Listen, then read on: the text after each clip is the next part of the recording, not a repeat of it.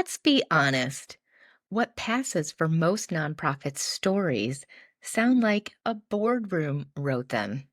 They're packed with buzzwords, mission statements, snippets, and overall just vague language that technically explains what you do, but doesn't make anyone feel anything.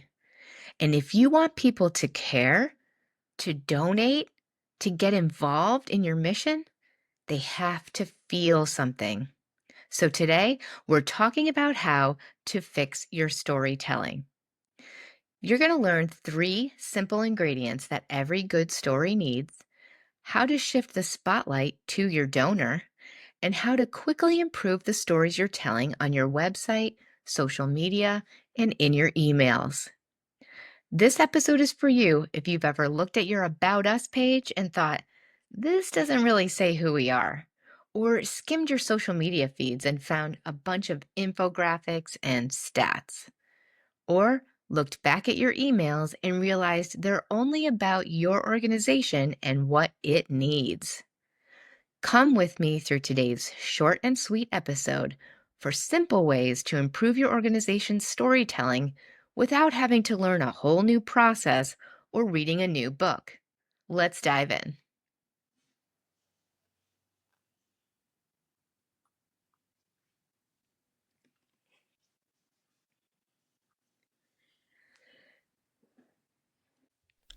Welcome to Profitable Nonprofits.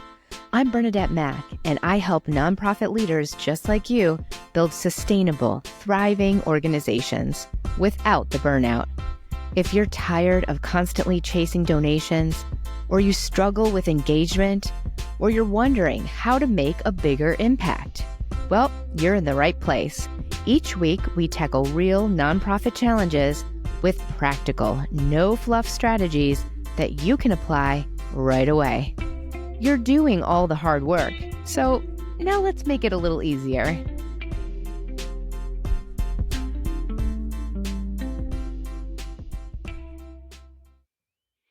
All right, let's go head on into the cringy part of storytelling for nonprofits. I mean, most of what we consider storytelling sounds like something like this. We're committed to strengthening communities and transforming lives through evidence-based programming and dedicated partnerships. I mean, not only is that not a story, it's just words. It literally tells me nothing. I don't know what you do, who you serve, or what difference any of that makes. I'm not moved, I'm not curious, and I'm definitely not reaching for my wallet. And here's why things like this get written and why we use them in our messaging. And we try to pass them off as stories of, of what our organization is all about. And a reason why this happens is because you're probably too close to the work. You're inside the mission every single day, so you forget what it's like not to know. And you're probably trying to sound professional. I mean, we all do try to sound professional, but in doing so, you end up sounding like a grant proposal. You're focused on explaining instead of connecting. And so the fix for that is real storytelling, human storytelling, the kind that moves people to action.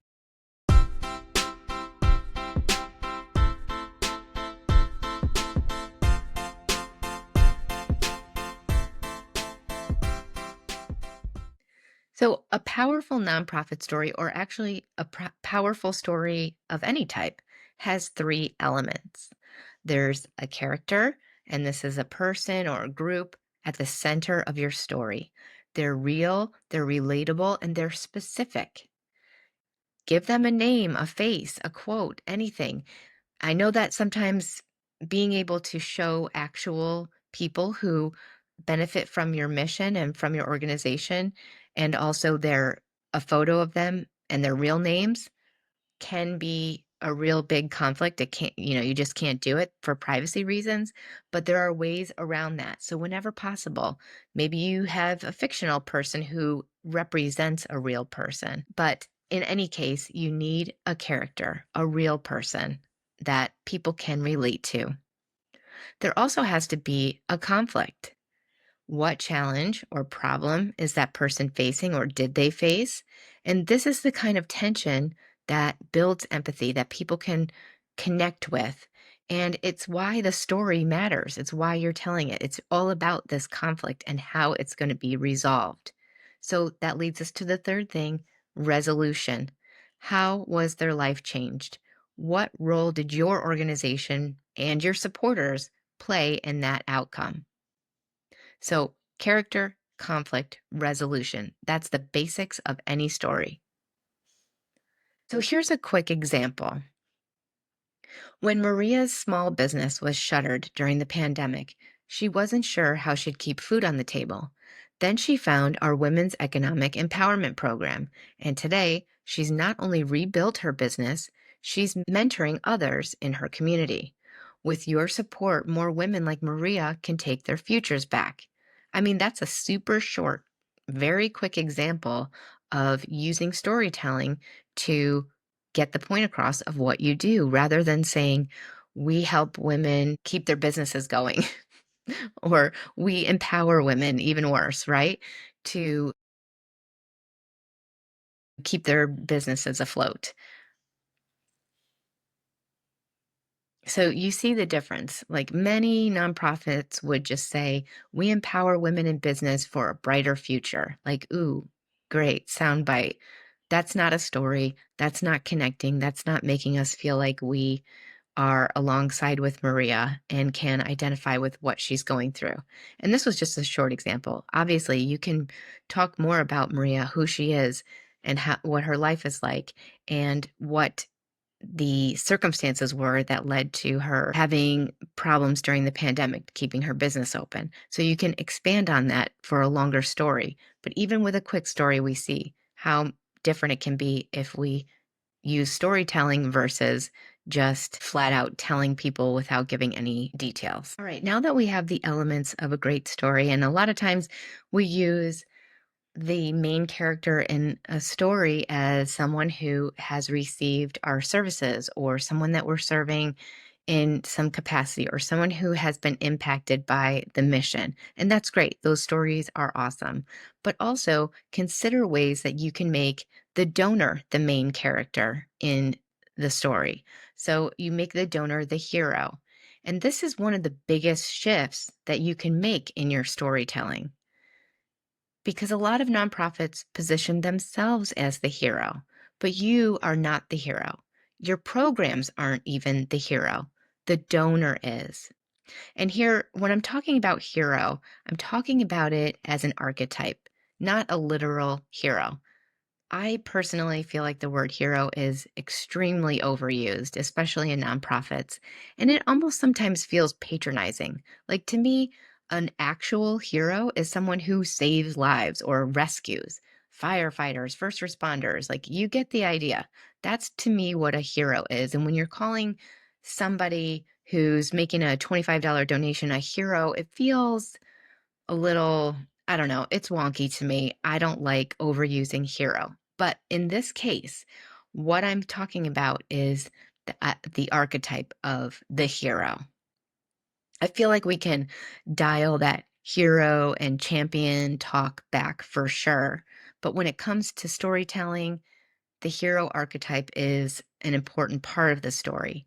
And the donor should sometimes be positioned as the hero in your story, not the organization. Of course, there's a place for that.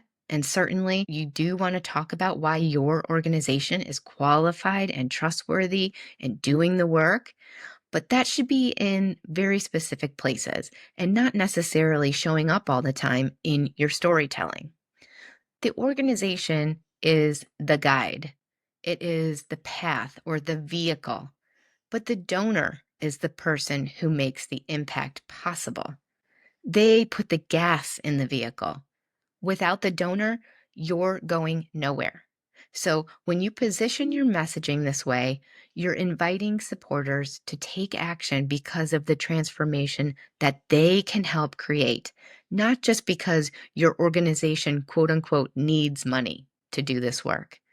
So here's a couple of quick examples of things you can try And you don't have to do this all the time. Some of your regular messaging is fine to keep. I'm just saying you need to keep a variety of different types of messages so that you can attract more people. So instead of always saying, like, help us continue our work or something similar, you can try, you can help a family stay warm this winter. It's specific, it's placing the donor as that most important main character. You can help.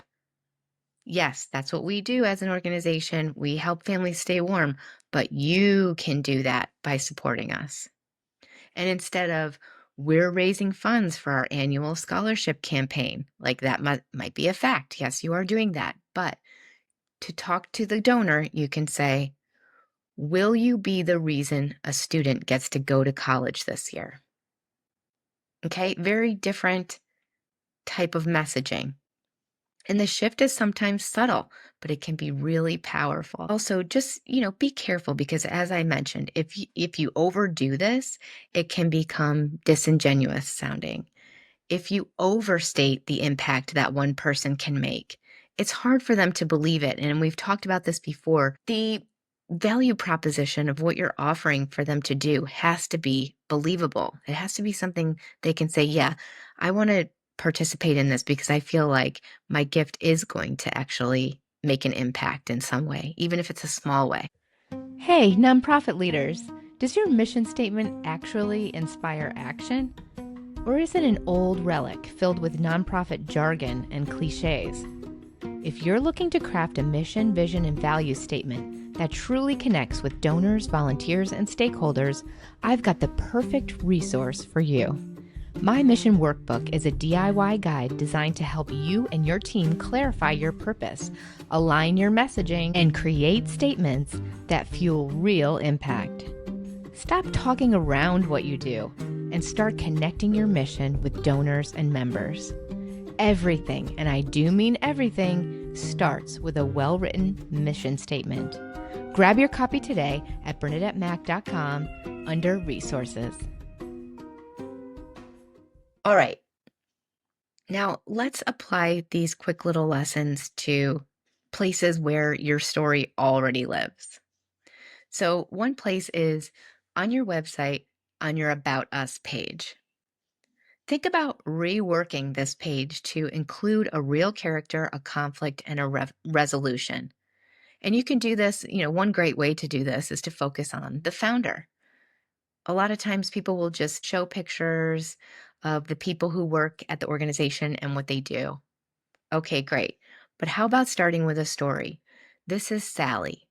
Sally was a public health nurse.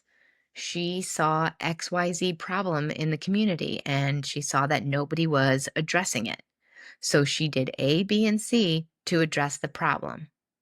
And this is what Sally's vision was able to accomplish with your help.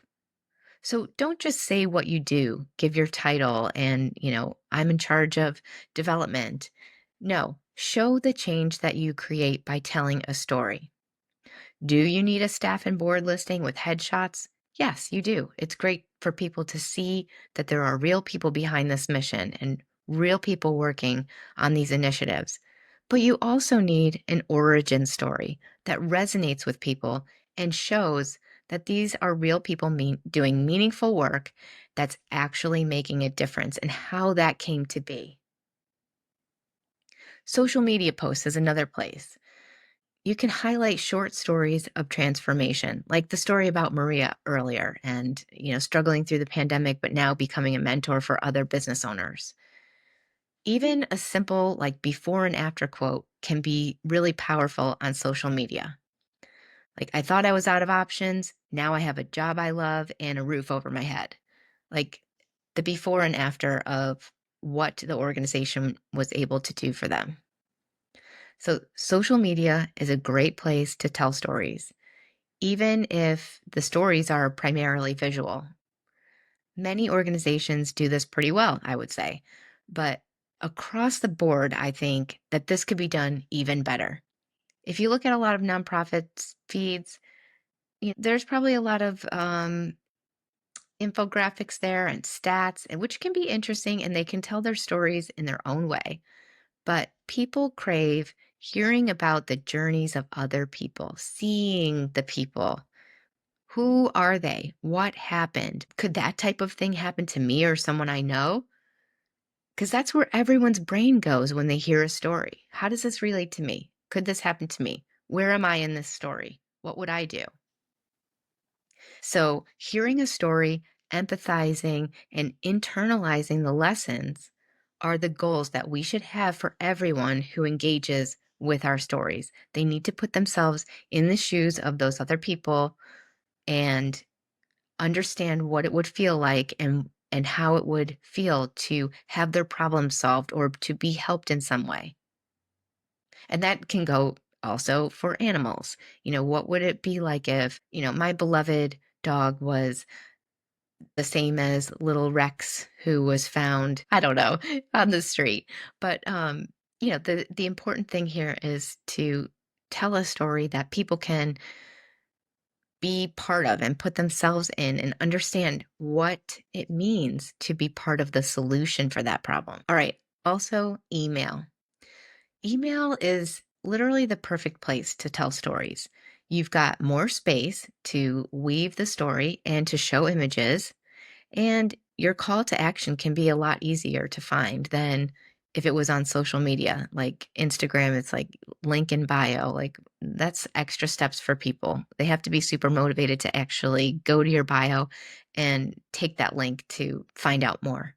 In an email, the button is right there, the link is right there, and it's very clear.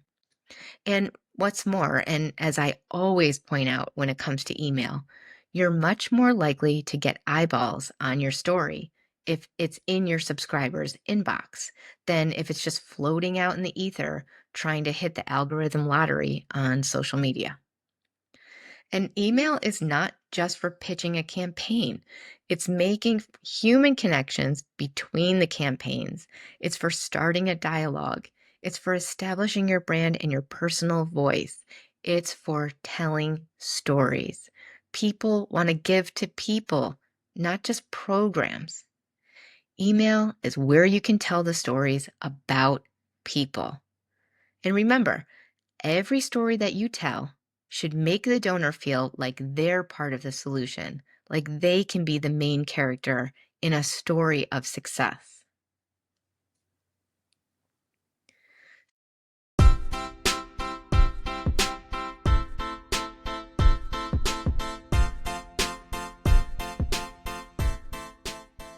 So here's your to-do for this week. Go to your About Us page, take a look at it, rewrite that page using those three elements of storytelling: character, conflict, and resolution, to explain why your organization exists, who you are, who you serve, why, how did it come about in story form, not in marketing speak or corporate gobbledygook.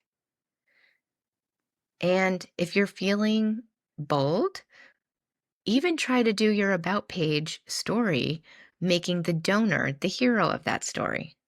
It's a little more complicated than it sounds, but it can be done. And that way, when people go to your About Us page, they learn who you are, what you do, and how they can play a role in that story too.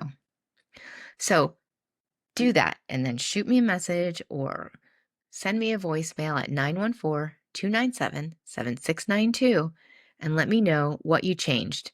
And I'd love to be able to celebrate that shift with you. Now, I just want to let you know that this podcast is going to be off for the next 2 weeks. My family and I are moving out of state, and even though I work ahead as much as possible and I try to batch my recordings as much as possible, I need the time to focus on making that big transition. So I'll be back with a new episode of Profitable Nonprofits on June 9th. See you then. Thanks for tuning in to Profitable Nonprofits. If you found this episode helpful, be sure to subscribe so you never miss a new one. Also, consider providing a 5-star rating and help more nonprofit leaders find the show. For more resources and strategies to grow your nonprofit, visit BernadetteMac.com.